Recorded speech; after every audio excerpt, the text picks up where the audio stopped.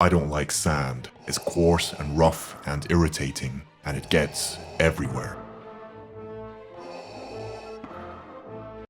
E.T. phone home.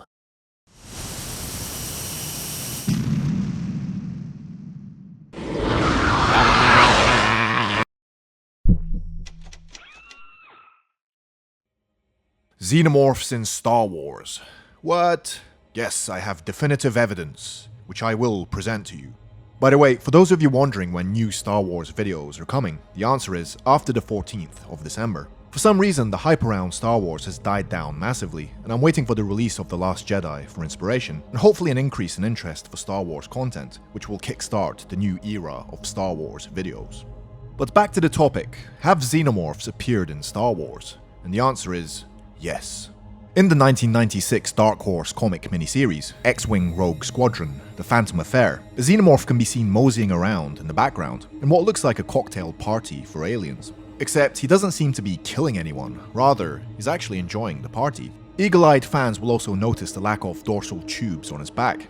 Whatever species this alien is supposed to be, there's no doubt it was inspired heavily by the man H.R. Geiger's alien design. But I'd like to think this is an actual xenomorph XX-121, the classic alien.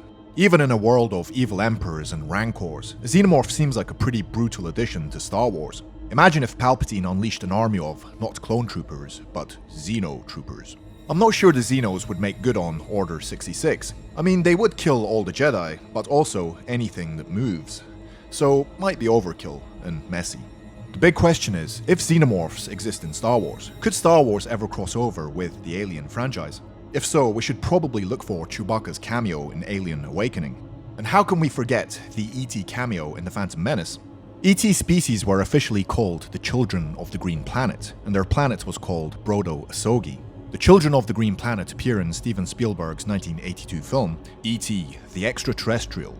These creatures were inserted into The Phantom Menace to make good on a promise. After Steven Spielberg included a Yoda cameo in Star Wars toys in E.T., George Lucas promised to include an E.T. cameo in the next Star Wars film he made. The two directors, Spielberg and Lucas, went to film school together, where they made THX 1138. Since they knew each other and had worked together in the past, it's very plausible they planned E.T. being a part of Star Wars. I'm not sure if Ridley Scott and Lucas got together to discuss a Xeno cameo, but you never know. In The Phantom Menace, in the Galactic Senate, we see a couple of senators from Brodo Asogi, not named in the movie, who look 100% like E.T.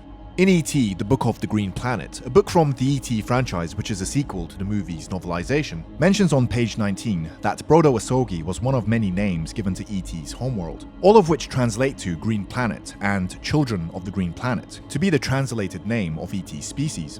The species is also named in Holonet News, which mentions Senator Greblapes of Brodo Asogi. When E.T. goes trick-or-treating with the children, he spots a child wearing a Yoda mask and begins to follow the child, saying "Home, home." Composer John Williams included a snippet of his Yoda theme from The Empire Strikes Back to accompany this scene. This could be interpreted as E.T. recognizing a familiar species from his home galaxy.